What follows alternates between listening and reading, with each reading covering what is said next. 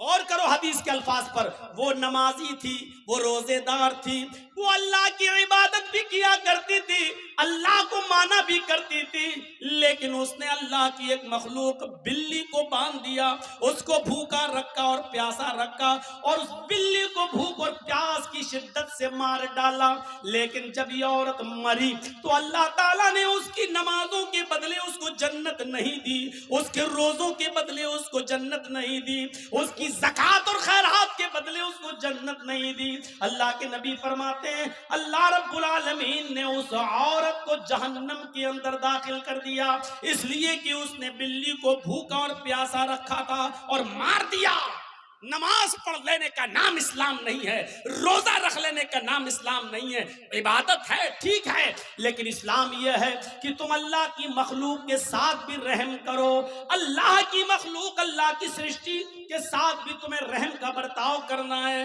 یہ عورت بلی کو باندھ کے رکھی تھی، جب مری بلی تو مر گئی بھوکی پیاسی، لیکن نماز اور روزہ رکھنے کے باوجود جنت کی مستحق نہیں ہوئی۔ اور بخاری پڑھیے، ایک عورت ایسی بھی تھی جو بد چلن تھی۔ اب بد چلن کا خلاصہ نہیں کروں گا، آپ سمجھ جائیے کہ بد چلن کس کو کہتے ہیں، بس دوسرے لفظوں میں کہہ دوں کہ وہ طوائف تھی، کیونکہ حدیث میں فاحشہ کا لفظ موجود ہے، یعنی جسم فروش تھی، پیسہ لیتی تھی اور اپنا جسم بیچتی تھی، بد چلن تھی، زانیہ تھی، بدکار عورت تھی۔ اس نے ایک جنگل میں ایک کتے کو دیکھا جو گیلی زمین کے پاس بیٹھ کر اپنی زبان سے گیلی زمین کو چاٹ رہا ہے، گویا کہ وہ پیاسا ہے اور اس گیلی زمین سے کچھ پانی لینا چاہتا ہے، لیکن گیلی زمین سے پانی نہیں مل رہا ہے۔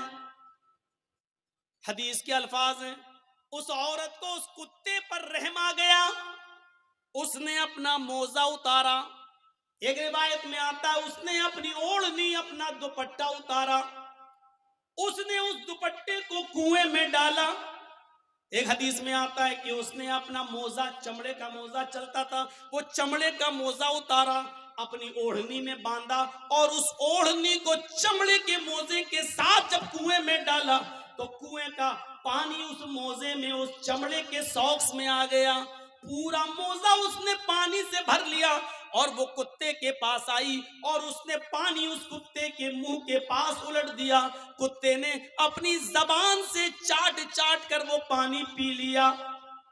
اس وقت تک وہ اس کو پانی پلاتی رہی جب تک کہ وہ کتا پیاس کی شدت سے اس کی پیاس بجھ نہیں گئی، وہ سیراب نہ ہو گیا اور اپنے آپ دم ہلا کر جانے لگا۔ غور کرو اے مسلمانوں، یہ عورت بد چلن تھی، یہ عورت زانیہ تھی، یہ عورت جسم فروش تھی، اس نے نمازیں نہ پڑھی تھی، روزہ نہیں رکھا تھا، لیکن ایک کتے کو پانی پلایا، وہ رحمان اور رحیم کی رحمت ایسی جوش میں آئی، اس رب العالمین کی رحمت ایسی جوش میں آئی کہ جب یہ عورت مری تو اللہ کو اس کی یہ نیکی پسند آئی اور اللہ نے اس عورت کو جنت کے اندر داخل کر دیا۔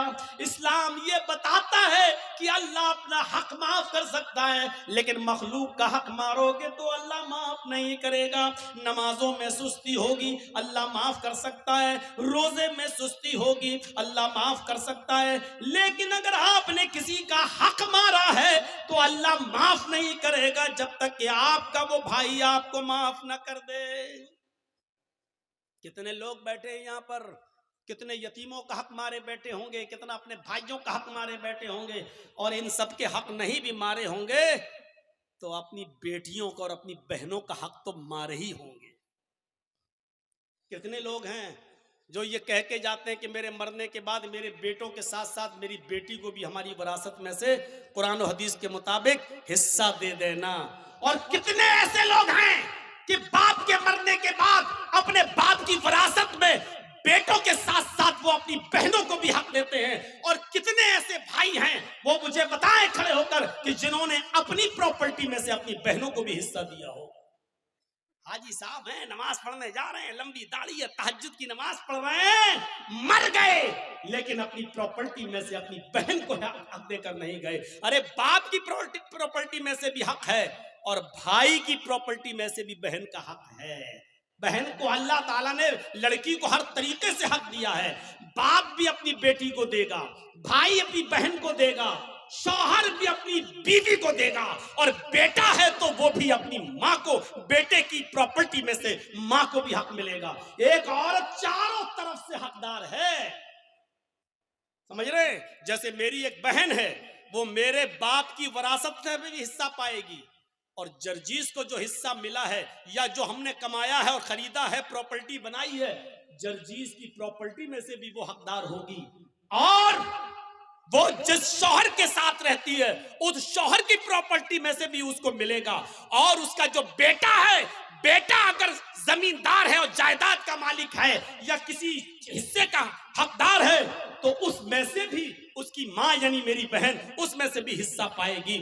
غور کرو, اسلام نے عورت کو اتنی بلندیوں سے نوازا ہے.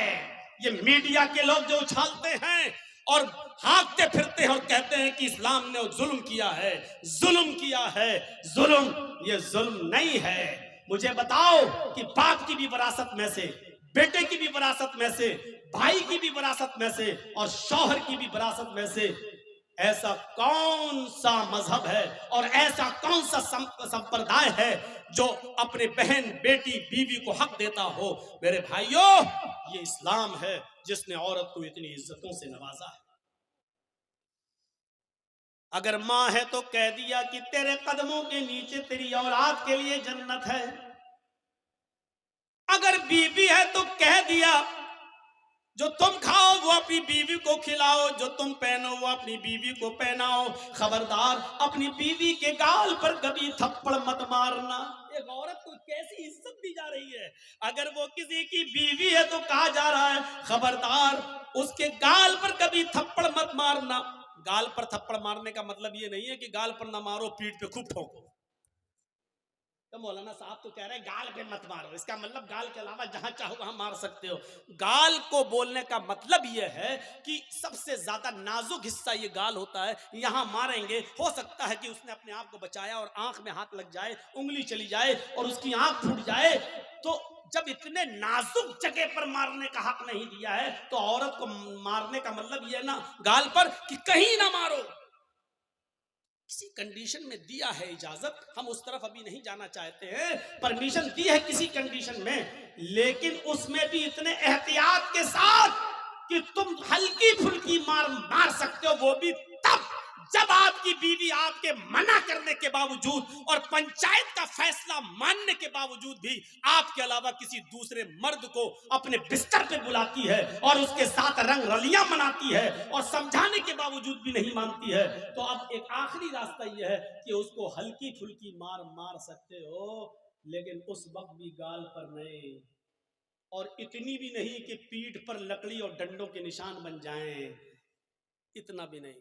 اور جب آپ کی اس مار سے بھی وہ راستے پہ نہ آئے تب آپ طلاق کے بارے میں سوچیں, اور اس میں بھی مہلت دی کہ ڈائریکٹ 3 طلاقیں مت دو, طلاق طلاق طلاق, ڈائریکٹ اس کو بندوق کی 3 گولی اس کے اوپر مت دھمک دو کہ بیچاری کی جان ہی چلی جائے. اس کنڈیشن میں بھی بتایا کہ اس کو 1 طلاق دو جب وہ حالت طہر میں ہو, باقی کی حالت میں ہو, اور پھر سوچنے اور سمجھنے کا موقع دو, اور پھر جب وہ دوسرا مہینہ آئے اور پھر وہ دوسرے مہینے تک نہیں مانتی ہے, پھر بھی حرکتیں کر رہی ہے, اور دوسرے مہینے میں جب وہ حالت طہر میں حیض سے پاک ہو جائے تب آپ اس کو دوسری طلاق دے سکتے ہو. یہ بہت لمبا ایک عرصہ ہو, یعنی اتنا موقع دیا ہے کہ ایک کمزور دل کی عورت ڈر جائے گی نہیں. اتنا اب تو آخری رہ گئی ہے, 3 مہینے میں جہاں تیسری طلاق دی ہم ہمیشہ کے لیے حرام ہو جائیں گے, میرے بچوں کا کیا ہوگا, یہ سوچنے اور سمجھنے کا پورا موقع دیا ہے. اس سے پہلے اگر وہ مان جاتی ہے تو آپ بھی مان جاؤ اور اس کو اپنی بیوی کی شکل میں قبول کر لو, سویکار کر لو. میرے بھائیوں, بہت سنجیدہ مذہب ہے اسلام. اسلام کے اندر پورے کے پورے داخل ہونے کا مطلب یہ ہے کہ اس نے جن کاموں کے کرنے کا حکم دیا ان کاموں کو کرو, اور جن کاموں سے روکنے کا حکم دیا ان سے رک جاؤ. یہی ہے اسلام. حضرت معاذ ابن جبل فرماتے ہیں کہ اللہ کے نبی صلی اللہ علیہ وسلم نے مجھے 10 باتوں کی نصیحت فرمائی. مجھے 10 باتوں کی وصیت فرمائی. مسند احمد کے الفاظ ہیں. اس حدیث کو امام احمد نے اپنی مسند کے اندر نقل کیا ہے اور علامہ البانی رحمت اللہ علیہ نے اس کو حسن قرار دیا ہے. فرمایا اللہ کے نبی صلی اللہ علیہ وسلم فرماتے ہیں, حضرت معاذ ابن جبل فرماتے ہیں کہ اوصانی رسول اللہ صلی اللہ علیہ وسلم بعشر کلمات, کہ اللہ کے نبی صلی اللہ علیہ وسلم نے مجھے 10 کلمات کی, 10 باتوں کی وصیت فرمائی.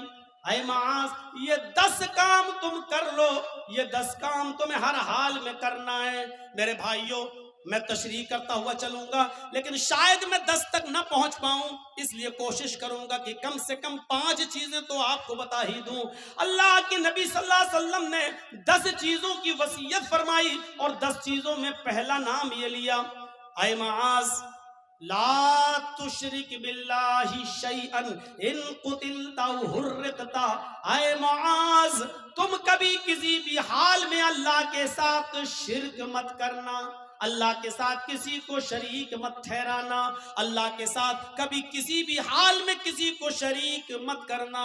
ان قتلت او حرقت, اگرچہ تمہیں قتل کر دیا جائے یا تمہیں آگ میں جلا دیا جائے. ارے بھائی 1 گھنٹہ ہو گیا بولتے ہوئے, اب تو بیٹھ جاؤ صحیح سے, لگتا ہے اسپرنگ لگا ہوا ہے آپ کے. قتلتا, اگرچہ قتل کر دیا جائے. شرک بڑی عجیب چیز ہے. شرک عربی میں شرک ہے, اور اسی کو اگر ہندی میں کہیں تو بہو ایش پوجا, بہو دیوبادیت, بہت سی دیوی اور دیوتاؤں پہ آستھا رکھنا. بہو ایش پوجا, ایک ایشور کو چھوڑ کر بہت سے خدا بنا لینا, اسی کو شرک کہا جاتا ہے. مجبوری کی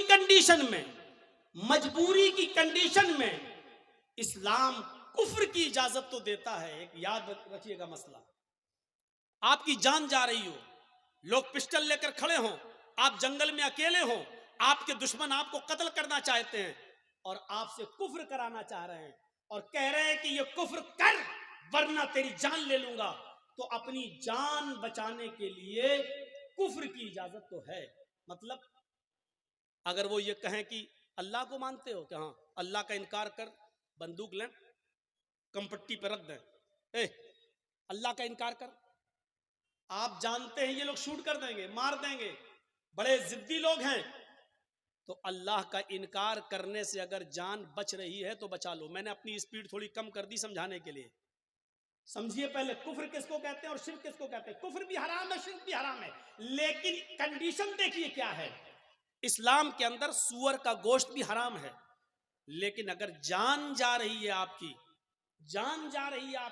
اور حلال چیز کوئی نہیں مل رہی ہے تو جان بچانا بھی فرض ہے. اگر آپ کو سور کا گوشت مل رہا ہے کھانے کے لیے تو اسلام پرمیشن دیتا ہے کہ اگر سور کا گوشت کھا کر جان بچ رہی ہے تو جان بچا لو, لیکن پیٹ بھر کے نہیں کھانا ہے, صرف اتنا ہی کھانا ہے جتنے میں کھا کر تمہاری جان بچ سکتی ہو. یہ کنڈیشن ہے, جان بچانا فرض ہے.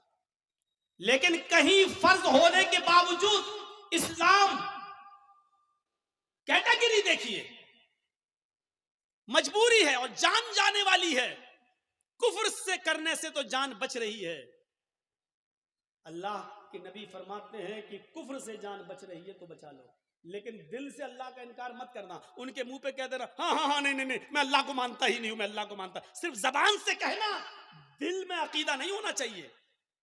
اور جب وہ چھوڑ دیں تمہیں تو گھر پہ آؤ کہ اللہ تو میرے دل کا حال جانتا ہی ہے, میں نے مجبوری میں کہہ دیا تھا, اے اللہ میں دل سے تجھے مانتا ہوں اور تیرا اقرار کرتا ہوں, اشہد ان لا الہ الا اللہ و اشہد ان محمدًا عبدہ و رسولہ. آپ کا اسلام کوئی فرق نہیں پڑے گا, کیونکہ آپ نے جان بچانے کے لیے اللہ کا انکار کیا. اللہ کا انکار کرنے سے جان بچ رہی ہے تو بچا لو. لیکن یہاں کنڈیشن کیا ہے, لا تشرک باللہ شیئا ان قتلت او حرقت. یہاں اسلام, اللہ کے نبی کیا کہہ رہے ہیں, اگر تجھے قتل بھی کر دیا جائے اور تجھے جلا دیا جائے, آگ میں ڈال دیا جائے, یہ کام کرا لینا لیکن شرک مت کرنا اللہ کے ساتھ، اللہ کے ساتھ شرک مت کرنا۔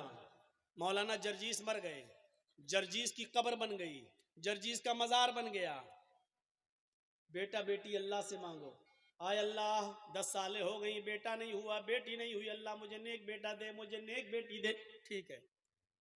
اب آپ جرجیس کے پاس قبر پہ چلے جاؤ، مزار پہ، اور کہو بہت اچھے آدمی تھے، آئے اللہ تو ڈائریکٹ میری نہیں سنتا ہے، ان کے وسیلے سے ہم دعا کر رہے ہیں، جرجیس صاحب تم میری دعا لے کے اللہ کے پاس چلے جاؤ، جرجیس صاحب مجھے اللہ سے بیٹا بیٹی دلوا دو، یہی شرک ہے۔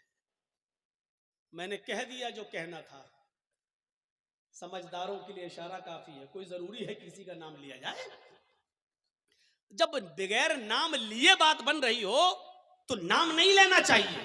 میرے بھائیوں میں نے اپنا نام لے لیا اور کلیئر کر دیا، یہ شرک ہے کہ اللہ کو چھوڑ کر کسی اور کو پکارا جائے، کسی اور سے مانگا جائے۔ اذا سألت فاسأل اللہ، سوال کرو تو اللہ سے، وَإِذَا اسْتَعَنْتَ فَاسْتَعِنْ بِاللَّهِ، اور جب مدد طلب کرو تو اللہ سے۔ میرے بھائیوں، کوئی کمپٹی پر بندوق رکھ کر یہ کہے کہ میں اس پوری قوم کا سردار ہوں، مجھے سجدہ کر، میرے سامنے جھک، میرے سامنے سجدہ کر،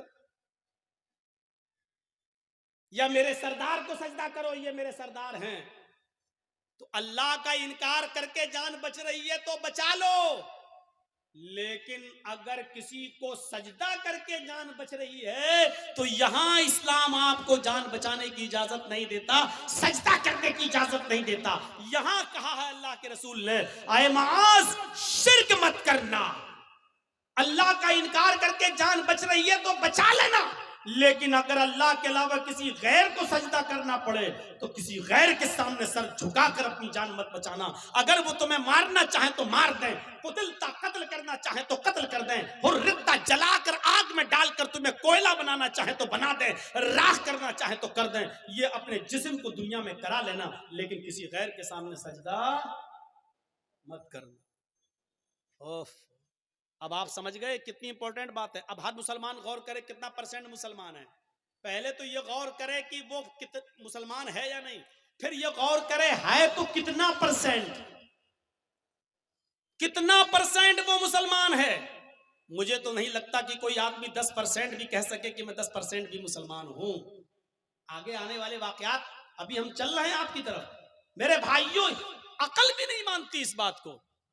آپ بتائیے، آپ یہاں رہتے ہو بھلکی میں، اور آپ کی بیوی بھلکی میں رہتی ہے، اور آپ محنت کرنے دلی گئے، اور دلی میں کوئی آدمی محنت کر رہا ہے، یہاں سے آیا بیچارہ اور وہ گھومنے آیا، آپ ہی کے گاؤں کا ہے بھلکی کا، اب آپ نے دلی میں ایک ساڑی خریدی 5,000 کی، 10,000 روپے کی خوبصورت ساڑی خریدی، اور خوبصورت ساڑی اس کے ہاتھ میں دے کر کہا کہ بھائی تم تو بھلکی جا رہے ہو نا، اتر دیناج پور میرے گاؤں میں جا رہے ہو نا، ایسا کرو کہ یہ ساڑی میری بیوی کو دے دینا۔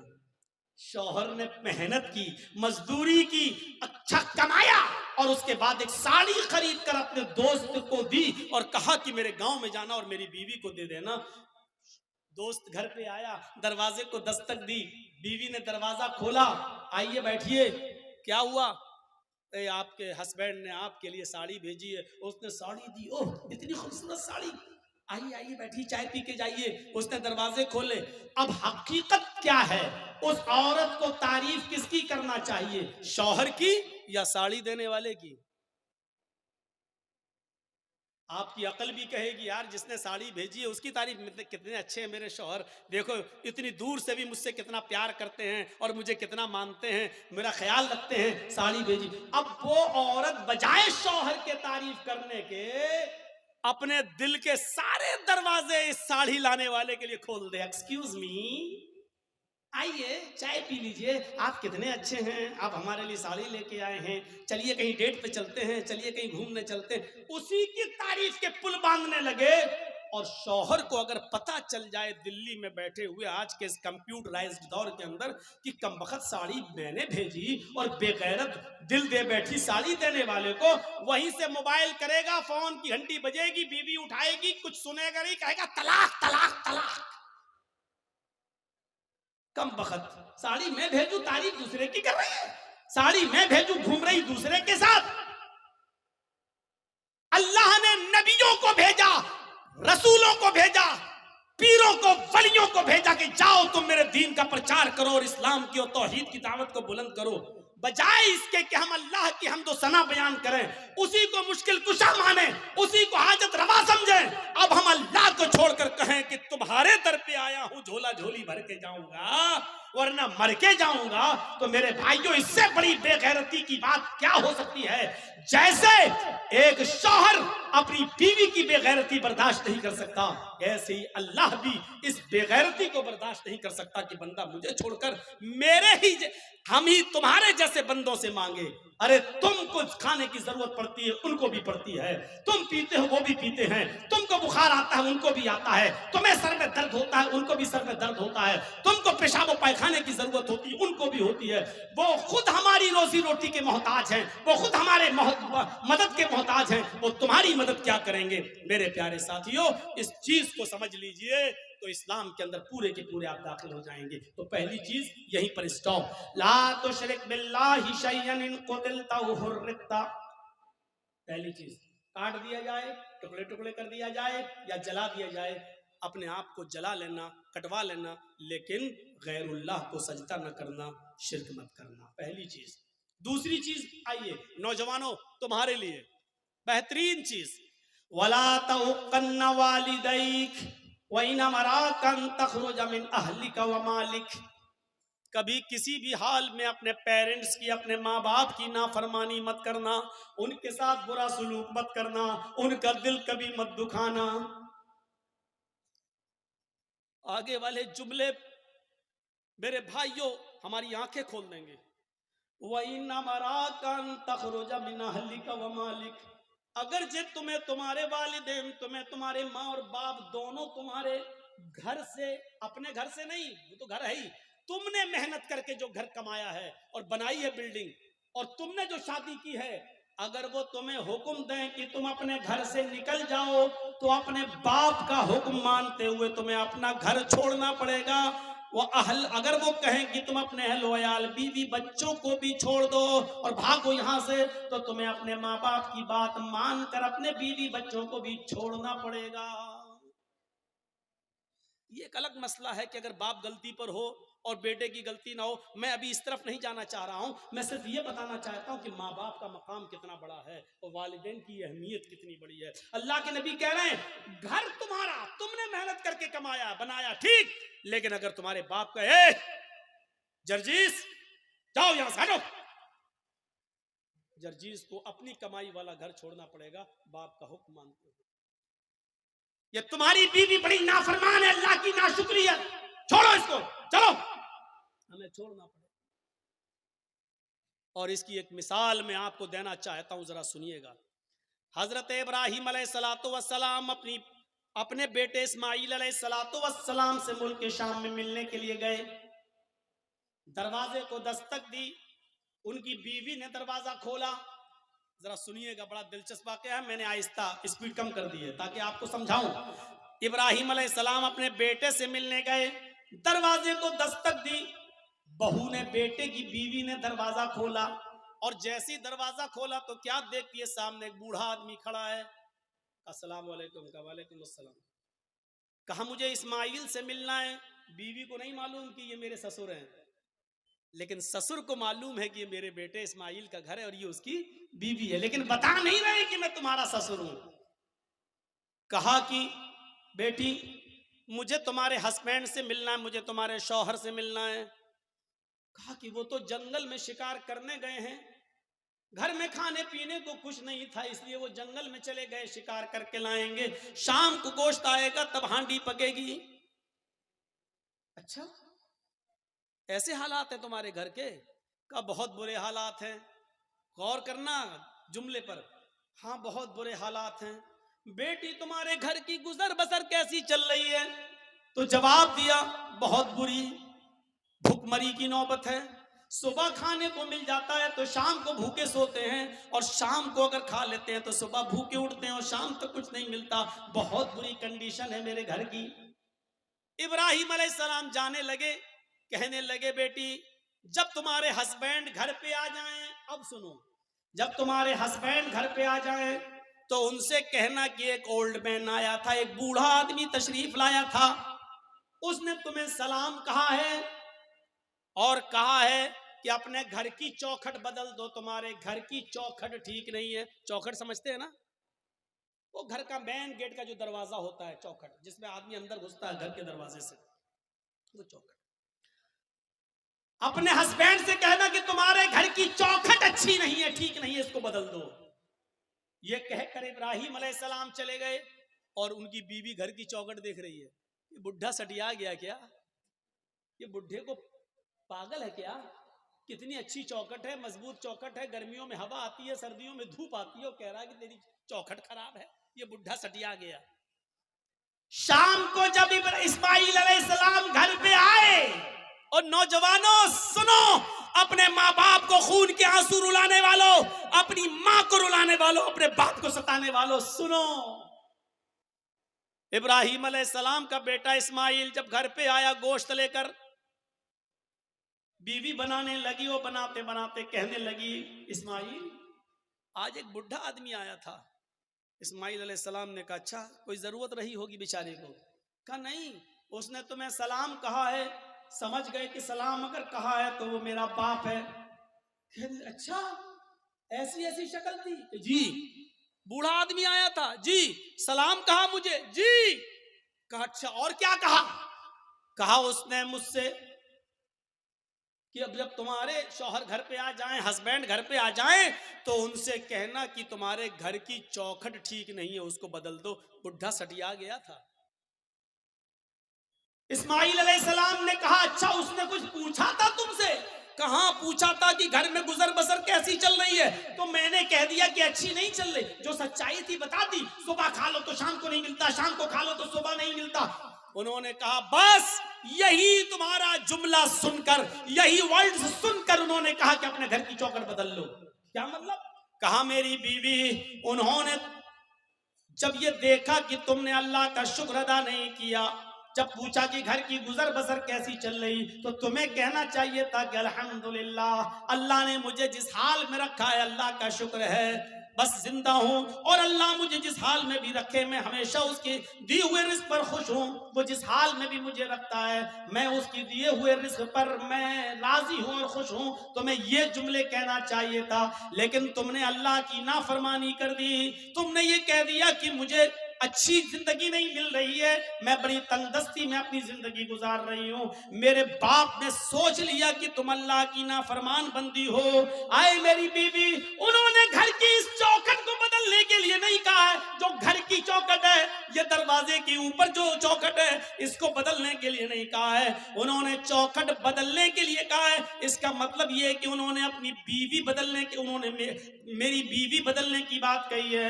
انہوں نے اشارہ کیا ہے ایسی اللہ کی نافرمان بیوی کو اپنے گھر میں تم مت رکھو۔ کیوں ایسی عورت کو اپنے گھر میں رکھ رہے ہو جو اللہ کی ناشکر گزار بندی ہے؟ لہٰذا تم اللہ کی شکر گزار بندی سے نکاح کرو، ناشکر عورت کو طلاق دے دو۔ آئے میری بیوی، میں اپنے باپ کا حکم مان کر تمہیں طلاق دیتا ہوں، کیونکہ میں اپنے باپ کی نافرمانی نہیں کر سکتا، تم میری زوجیت سے بے دخل ہو رہی ہو، میں تمہیں چھوڑ رہا ہوں، میں تمہیں طلاق دے رہا ہوں۔ اس زمانے میں طلاق کا جو پروسیسر تھا اس حساب سے انہوں نے طلاق دے کر اپنی بیوی کو جدا کر دیا، اپنے باپ کی بات مانتے ہوئے۔ آج کے زمانے میں کوئی لڑکا اپنے باپ کی بات مانے گا؟ ارے باپ کی بات تو چھوڑو، شادی کے 2-4 مہینے کے بعد وہ ایسا بیوی کا غلام ہوتا ہے کہ پھر اپنی اماں سے کہتا ہے چپ تو نہیں سمجھے گی، اوف کوئی بات ہو رہی ہے کہتا ہے تو نہیں، تو بیچ میں کیوں بولتی ہے، تو نہیں سمجھے گی، اس کو کہہ رہا ہے کہ تو نہیں سمجھے گی۔ اس ماں سے جو بچپن میں تیرے رونے سے سمجھ جاتی تھی کہ تو دودھ کے لیے رو رہا ہے یا تیرے کاندھے میں یا پیٹ میں درد ہے، جو بچپن میں تیری چیخ اور تیرے رونے کی آواز سے پہچان لیتی تھی کہ تجھے بھوک لگی ہے یا تیرے جسم کے کس حصے میں درد ہے، تو اس ڈاکٹر سے اللہ کی قسم ماں سے بڑا کوئی ڈاکٹر دنیا میں پیدا نہیں ہوا. کتنی بھی بڑی وہ MBBS اور MS اور MD کی ڈگری لے لے, ماں سے بڑا کوئی ڈاکٹر نہیں ہے. کیونکہ ماں پہچانتی ہے کہ بیٹا یہ رو رہا ہے تو اس کے رونے میں بھوک چھپی ہے یا کہیں درد چھپا ہے. میرے بھائیوں, اس ماں سے کہتے ہو تم, اس ماں سے کہتے ہو کہ تو نہیں سمجھے گی, جو بچپن میں تیرے رونے کی آواز سے سمجھ جایا کرتی تھی. جب تو بولنا نہیں جانتا تھا تو جانتی تھی کہ تو کیا چاہتا ہے, تو تیرا ارادہ کیا ہے, تیرے پیٹ میں درد ہے یا تیرے جسم میں درد ہے یا تیرے سر میں درد ہے, وہ اس وقت تجھے سمجھتی تھی. اور آج تو اتنا بڑا ہو گیا ہے, آج اتنا عقل مند ہو گیا ہے, آج تیری پوزیشن اتنی اونچی ہو گئی ہے کہ تو اپنی ماں سے اتنی جرأت اور اتنی ہمت کہ اپنی ماں سے کہتا ہے تو نہیں سمجھے گی. حضرت ابراہیم علیہ السلام نے دوسری شادی کر لی. پھر 1-2 سال کے بعد پھر اچانک گھر میں آئے ابراہیم. اسماعیل پھر شکار کھیلنے کے لیے گئے تھے, دروازے کو دستک دی, وہ دوسری بیوی نکلی, دروازہ کھولا, کہیے چاچا کیسے آنا ہوا؟ کہا مجھے تمہارے ہسبینڈ سے ملنا ہے. کہ وہ تو نہیں ہے, جنگل میں گئے ہیں شکار کرنے کے لیے. اچھا تم کیسے رہ رہی ہو؟ الحمدللہ. گزر بسر کیسی چل رہی ہے؟ اللہ کا شکر ہے, اللہ نے جس حال میں بھی رکھا ہے ہر حال میں اللہ کی تعریف ہے.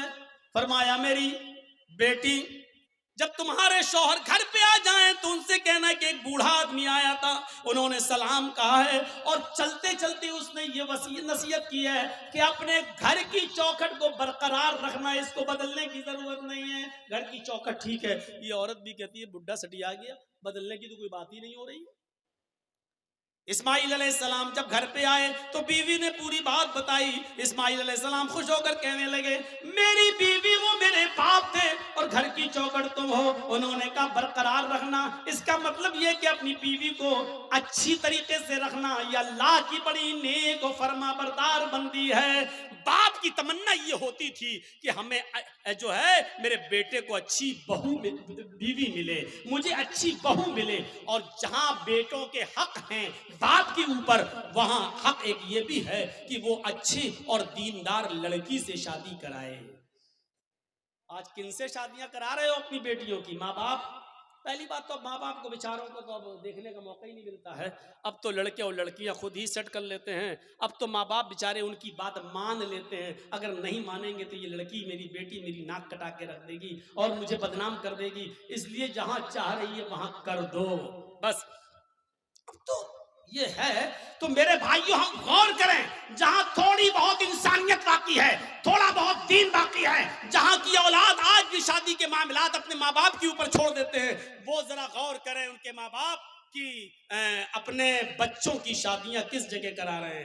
حضرت عمر فاروق کے پاس ایک شخص آیا, اپنے بیٹے کی شکایت کرنے لگا کہ میری اولاد ایسی, میرا بیٹا ایسا, میرا کہنا نہیں مانتا. حضرت عمر فاروق نے اس کے بیٹے کو بلایا اور باپ کے سامنے اتنا ڈانٹا کہ تمہیں شرم نہیں آتی, اپنے باپ کو ستاتے ہو, اپنے باپ کی نافرمانی کرتے ہو, اپنے باپ کو رلاتے ہو, تمہیں شرم آنی چاہیے. بہت کچھ ڈانٹنے کے بعد بیٹے نے کہا کہ امیر المومنین ہو گئی بات. کہاں, میں نے تمہیں سمجھا دیا ہے کہ آپ نے بیٹے کا حق تو بتا دیا بیٹوں کے, یہ باپ کے ساتھ یہ کرے ٹھیک ہے, لیکن باپ کے اوپر بھی بیٹے کا کچھ حق ہے کہ نہیں؟ حضرت عمر نے کہا ہاں ہے. جب وہ پیدا ہو تو اس کو اچھی تربیت دے, 7ویں دن اس کا عقیقہ کرے اور اچھا نام رکھے, اور جب بیٹا بڑا ہو جائے تو اس کی دیندار اچھے گھرانے میں, نیک گھرانے میں اس کی شادی کرا دے. یہ ہے باپ کا حق اولاد پر. تو اس بچے نے کہا, لڑکے نے, امیر المومنین میرے باپ سے پوچھو اس نے ان تینوں کاموں میں سے کون سا کام میرے ساتھ کیا ہے؟ جب میں پیدا ہوا 7ویں دن کا تھا تو میرا عقیقہ نہیں کیا. نام میرا رکھا, تو جانتے ہو اس نے نام میرا کیا رکھا؟ عربی میں ایسا لفظ بتایا جس کا اردو میں ترجمہ ہوتا کھٹمل. اس نے میرا نام رکھا کھٹمل.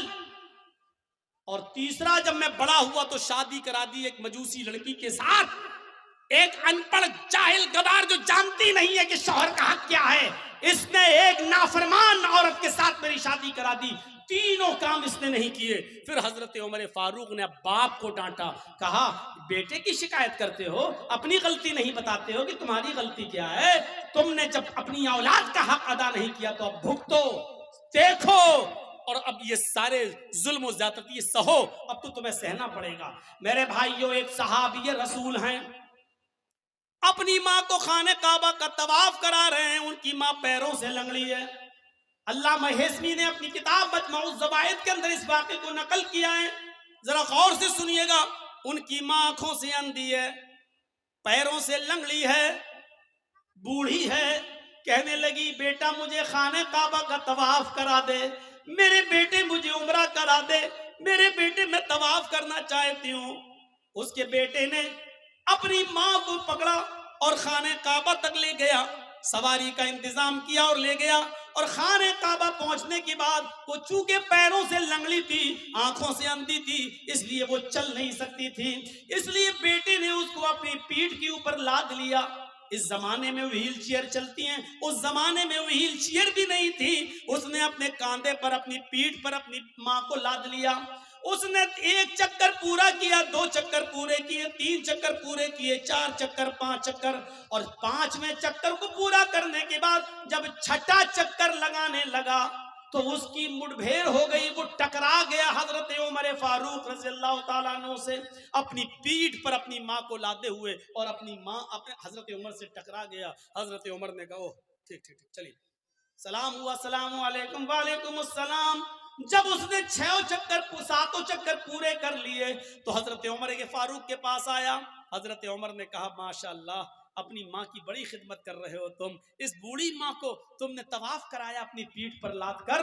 یہ ہنستے ہوئے کہنے لگا امیر المومنین، میری ماں آنکھوں سے اندھی ہے، اس لیے برتن میں خود دھل دیتا ہوں، میری بیوی نہیں ہے، میری ماں اسی کپڑوں میں لیٹرین و پیشاب کر لیتی ہے، اس لیے کہ وہ لنگڑی ہے، وہ چل نہیں پاتی ہے، اور جب میں گھر پہ نہیں ہوتا ہوں تو اسی میں وہ گندگی کر لیتی ہے۔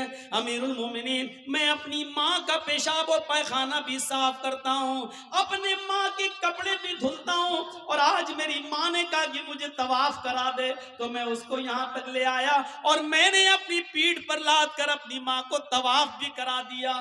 اے امیر المومنین، کیا میں نے اب بھی اپنی ماں کا حق ادا نہیں کیا؟ کیا میری ذمہ داری پوری ہو گئی؟ کیا میں نے اپنی ماں کا حق ادا کیا یا نہیں؟ حضرت عمر فاروق کی آنکھوں میں آنسو آ گئے اور روتے ہوئے کہنے لگے چلو یار، جاؤ اپنے گھر اور اللہ کی عبادت میں اپنی زندگی گزارو۔ اس نے پیچھا کرتے ہوئے کہا امیر المومنین، میں نے مسئلہ پوچھا ہے، آپ کو جواب دینا ہوگا۔ فرمایا کیا پوچھتے ہو؟ کہا یہ بتاؤ، میں پیشاب صاف کروں، پیخانہ صاف کروں، اپنے ماں کے کپڑے دھلوں، اپنے ہاتھ سے کھانا بناؤں، اپنے ہاتھ سے ماں کو کھانا کھلاؤں، اپنی پیٹھ پر لاد کر میں خانہ کعبہ کا طواف کراؤں، پریکرما کراؤں، کیا اس کے بعد بھی میں نے اپنی ماں کا حق ادا کیا یا نہیں کیا؟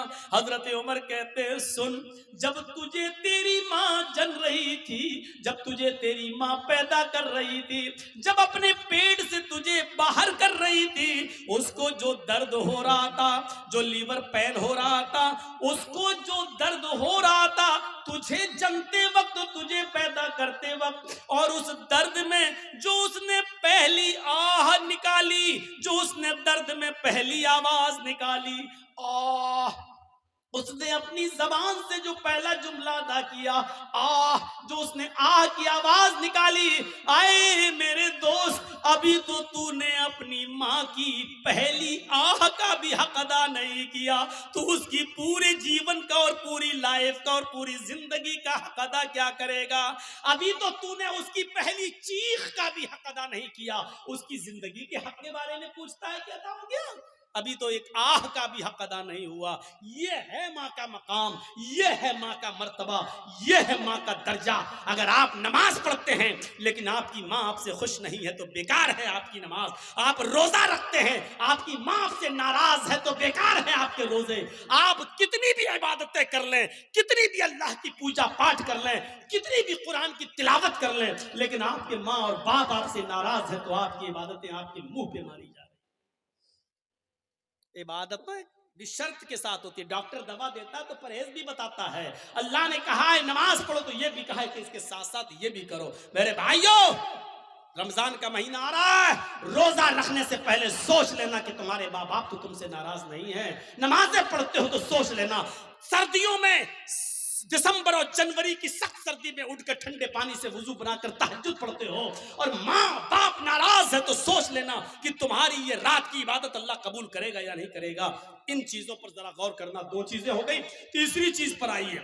हर एक चीज ऐसी है कि जिस पर 2-2 घंटे बोला जा सकता है, लेकिन मैं मुख्तसर करते हुए आगे चल रहा हूं। तीसरी चीज पर गौर कीजिए, वला ततरुकन्न सलातन मक्तूबतन मुतअम्मिदन फ़इन्न मन तरक सलातन मक्तूबतन मुतअम्मिदन फ़क़द बरिअत मिन्हु ज़िम्मतुल्लाह। कभी भी किसी भी हाल में फर्ज नमाज मत छोड़ना, किसी भी हालत में फर्ज नमाज मत छोड़ना। अगर फर्ज नमाज छोड़ दी तो अल्लाह की जिम्मेदारी हट जाएगी, अल्लाह की जिम्मेदारी से निकल जाओगे, अल्लाह की कोई गारंटी नहीं तुम्हारी जिंदगी की। ओफो, क्या जबरदस्त पॉइंट। किसी भी हाल में फर्ज नमाज मत छोड़ना। बाप बीमार है, मस्जिद में अजान हो रही है, अब अजान होगी, उसके 15 मिनट के बाद जमात होगी। बाप मेरा सीरियस है, जल्दी से फोन करो, एम्बुलेंस बुलाओ, या जब तक गाड़ी निकल रही है तब तक वुजू बनाओ और अपने घर में फर्ज ही फर्ज पढ़ लो 4 रकात ज़ोहर, और जल्दी से अपने बाप को लेकर पहुंचो हॉस्पिटल के अंदर। यहाँ सुन्नतें छोड़ दो।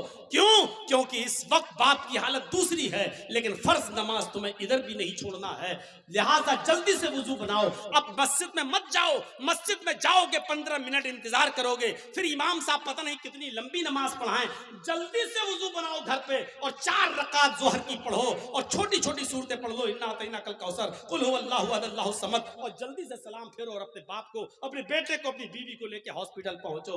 हॉस्पिटल में भर्ती कर लो, आईसीयू में भर्ती हो गई है, ठीक है, उधर भी जल्दी से वुजू बनाओ, असर की नमाज पढ़ लो। और अगर देख रहे हो कि बाप ज्यादा सीरियस, माँ ज्यादा सीरियस, तो जल्दी से 4 ज़ोहर पढ़ लो, 4 उसी के साथ असर पढ़ लो और जल्दी से लेके चलो, क्योंकि इस वक्त आपकी कंडीशन दूसरी है, बेटे की कंडीशन दूसरी है मेरे भाइयों। लेकिन नमाज आपको इस कंडीशन में भी पढ़नी है, छोड़नी नहीं है। हालत तंदुरुस्ती में और अच्छी खासी हालत में छोड़ देने वालों, इस्लाम के अंदर पूरे के पूरे दाखिल हो। कहते हो मौलाना साहब रोजी नहीं आ रही, रोजी आएगी कैसे? रोजी की दुआ तो अल्लाह ने नमाज में बताई है।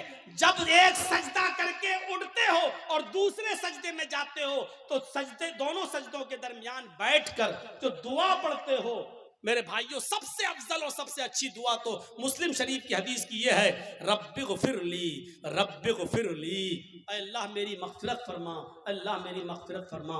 लेकिन मेरे भाइयों, अबू दाऊद और सुनन नसई की दीगर दूसरी रिवायतों में ये दुआ भी आई है कि बैन सजदतैन, सजदों के दरमियान जो दुआ पढ़ी जाती है वो है अल्लाहुम्मा ग़फिरली वरहमनी वहदिनी वआफिनी वरज़ुक़नी।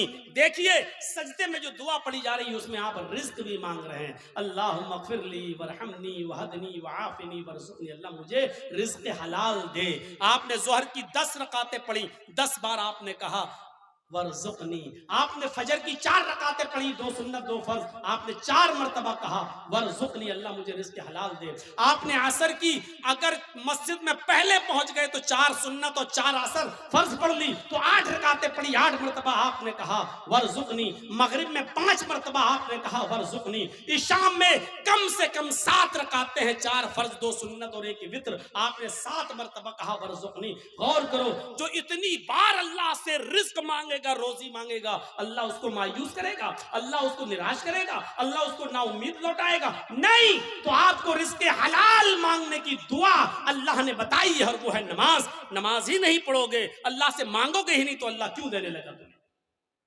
और देगा भी तो ऐसे ही देगा। 5,000 कमाया, घर पे आए, बेटा बीमार, डॉक्टर ने कह दिया आईसीयू में रखा जाएगा, खर्च करो 50,000। कमाया 10,000, घुस गया 50,000। क्यों? अल्लाह ने कहा वमन अअरज़ा अन ज़िक्री फ़इन्न लहू मईशतन ज़न्का, तुम मेरे जिक्र से एराज करोगे हम तुम्हारी रोजी को तंग कर देंगे। जिक्र से एराज करना। आज एक दिल चाहता है कि तुमको एक कीमती बात बता दूं, सुनिए। एराज करना किसे कहते हैं? यहाँ पर बहुत से लोग ऐसे होंगे जो नमाज छोड़ते हैं, नमाज नहीं पढ़ते हैं, या जुमे पढ़ते हैं, 8 दिन मस्जिद में नहीं आते हैं, 7 दिन गायब। उनके बारे में तो मैं कुछ कह ही नहीं सकता, वो जाने, उनका रब जाने, उनको क्या अजाब होगा क्या नहीं, वो अल्लाह जाने, उनका रब जाने और आप जाने। میں ان کی بات کر رہا ہوں یہاں پر جو نماز تو پڑھتے ہیں لیکن ٹائم پہ ٹائم، نماز تو پڑھتے ہیں لیکن ٹال مٹول کر. اذان ہو رہی ہے، 5 کسٹمر رہ گئے ہیں، ان کو نپٹا دوں تب جاؤں گا. جلدی جلدی آپ نے ان کو سودا دی دکان سے، جب تک بند کر کے جا رہے ہیں پتہ چلا جماعت ہو چکی ہے.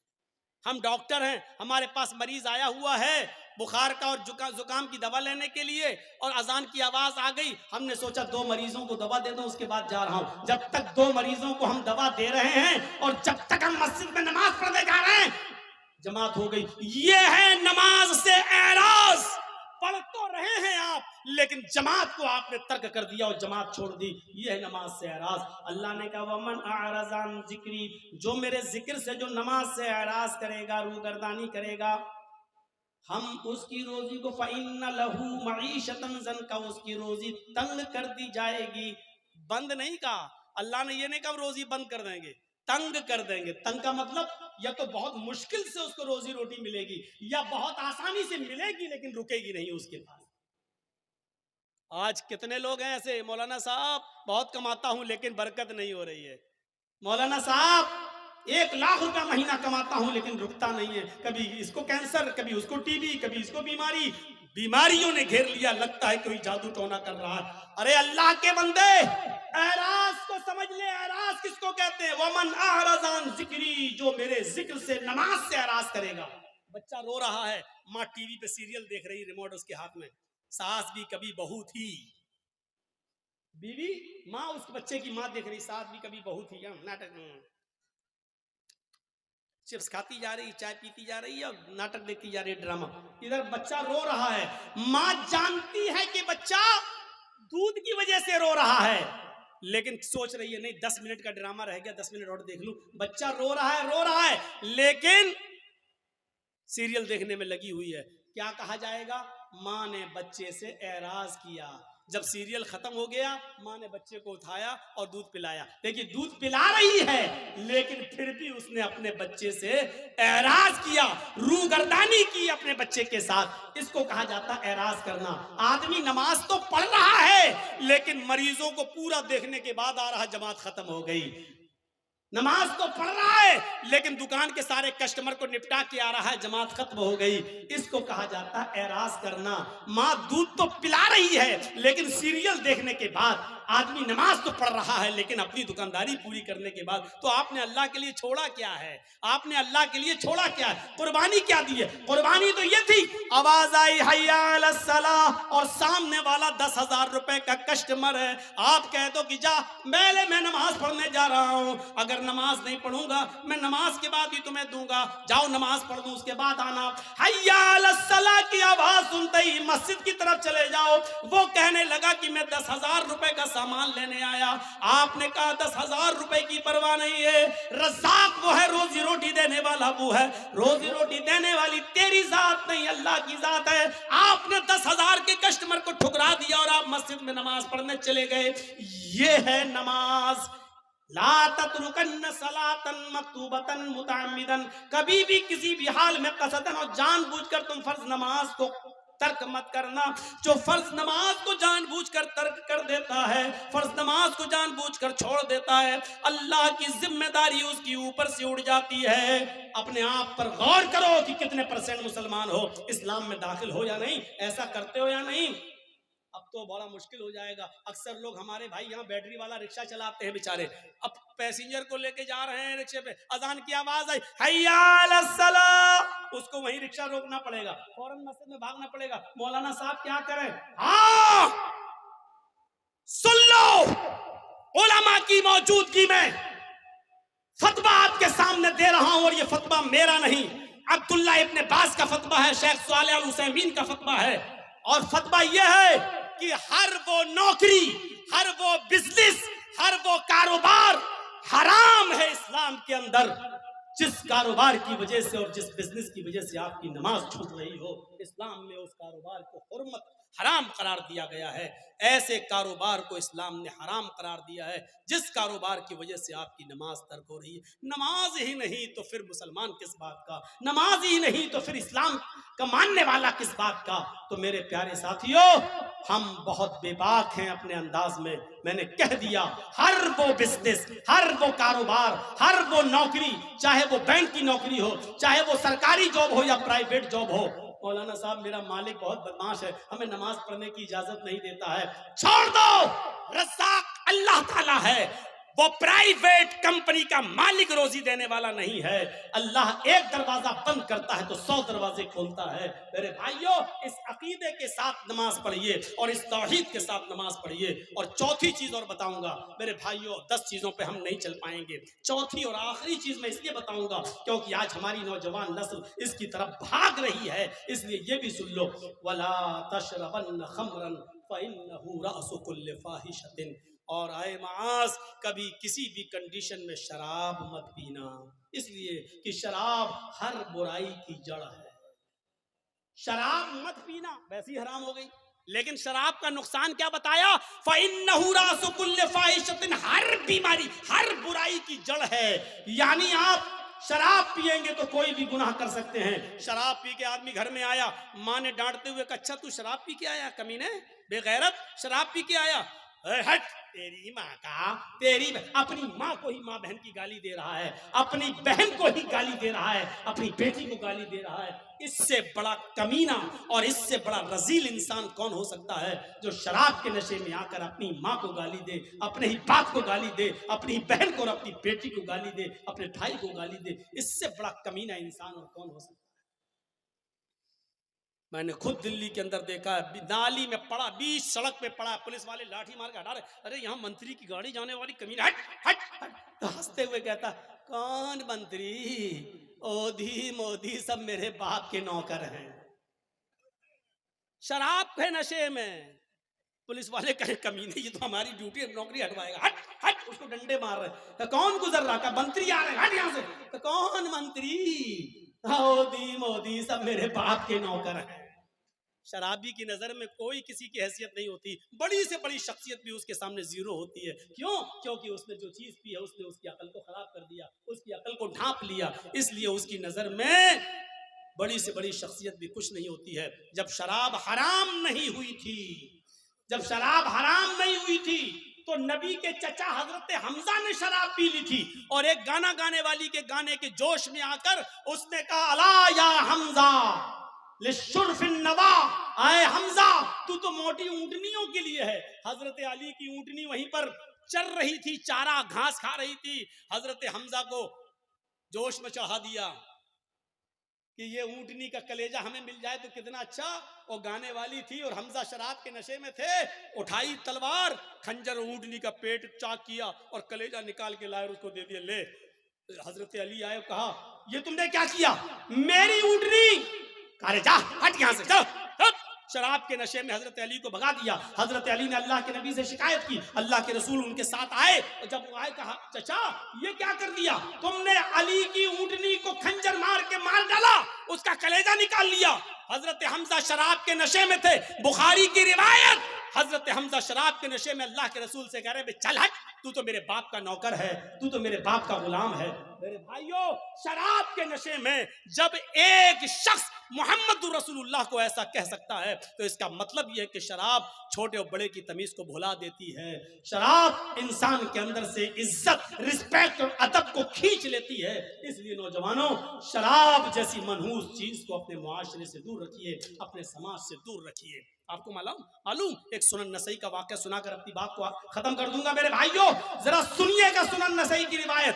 ایک عورت بیوہ تھی اس زمانے میں، پرانے زمانے کی بات. حضرت عثمان اس حدیث کے راوی ہیں، فرماتے ہیں کہ ایک عورت کا شوہر مر گیا. عورت بڑی خوبصورت تھی، اس کی نوکرانی کو، لونڈی کو اس کی بدزنی کے بارے میں معلوم تھا.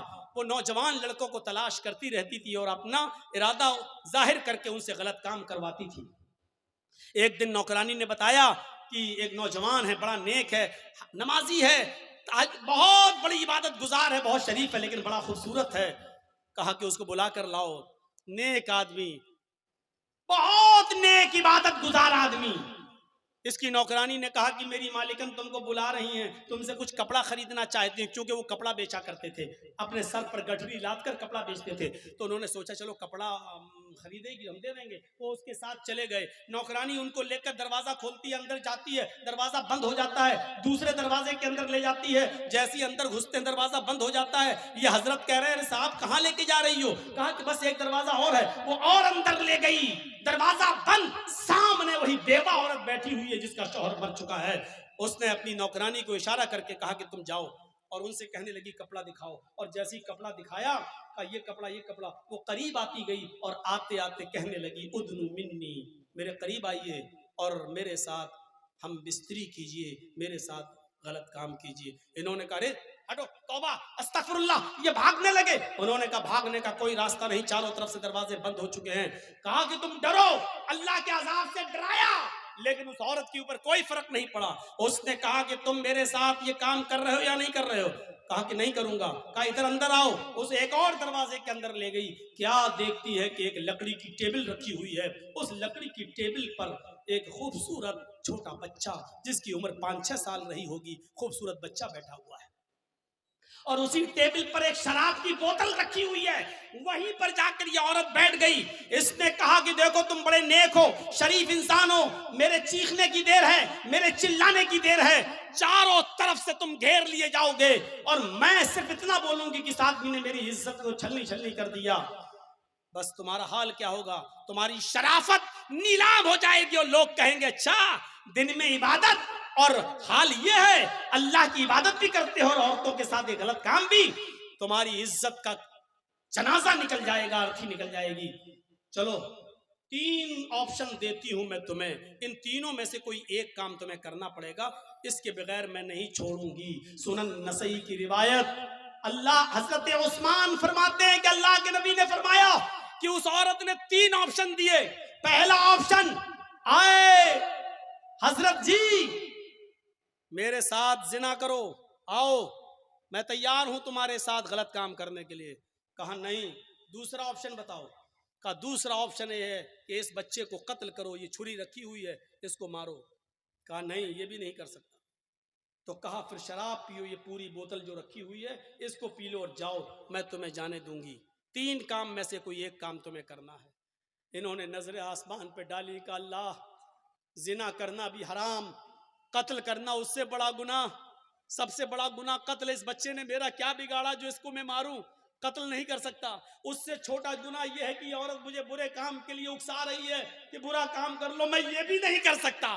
اے اللہ میں قتل بھی نہیں کر سکتا اور یہ بھی نہیں کر سکتا کہ اس کے ساتھ مکالمہ کروں. ان دونوں سے شراب پینا تو چھوٹا گناہ ہے, چلو یہی پی لیتا ہوں کیونکہ بچنے کا کوئی راستہ نہیں ہے اور جان بچانا بھی ضروری ہے, تو چلو حرام چیز پی لیتا ہوں. یہ زنا تو نہیں ہے, یہ کم سے کم قتل تو نہیں ہے, کسی کو بے قصور تو نہیں مار رہا ہوں اور اس کی عزت سے کھلواڑ تو نہیں کر رہا ہوں. اے اللہ میرے جرم کو معاف کر دینا. اس نے یہ کہہ کر شراب کی بوتل اٹھائی اور پوری کی پوری بوتل وہ شراب کی پی جاتا ہے. اس عورت نے کہا رکو ابھی چلے جانا. تھوڑی دیر روکا, شراب نے اپنا رنگ دکھانا شروع کر دیا, اور جب شراب پینے کے بعد اس کی عقل ختم ہو گئی اور چلی گئی اور یہ نشے میں دھت ہو گیا, تو اس کے ہاتھ میں چھری تھی. کہا اس بچے کو قتل کرو. اس نے شراب کے نشے میں آ کر اس بچے کو قتل بھی کر ڈالا, اس بچے کو مار بھی ڈالا. پھر اس عورت نے ہاتھ پکڑ کے اس کو اپنے اوپر سوار کیا, اپنے کپڑے بھی اتارے اور اس کے بھی کپڑے اتارے, اور شراب کے نشے میں اس آدمی نے اس عورت کے ساتھ زنا بھی کر لیا. اس کے ساتھ جو کام نہیں کرنا تھا وہ کر لیا. میرے بھائیوں پھر وہاں سے یہ بچا اور آیا, مایوس رہا پوری زندگی. میں کہنا یہ چاہ رہا تھا آپ سے کہ میرے بھائیوں کہ کہاں تو ایک گناہ کروایا جا رہا تھا, لیکن شراب کے بعد وہ 3 گناہ کر بیٹھا. یعنی شراب پینے کے بعد وہ قتل بھی کر بیٹھا اور شراب پینے کے بعد وہ زنا بھی کر بیٹھا. شراب تو پی ہی پی تھی, یعنی شراب نے اس سے سارے گناہ کروا دیے. اللہ کے نبی نے فرمایا فَإِنَّهُ رَأْسُ كُلِّ فَاحِشَةٍ, شراب ہی ہر برائی کی جڑ ہے.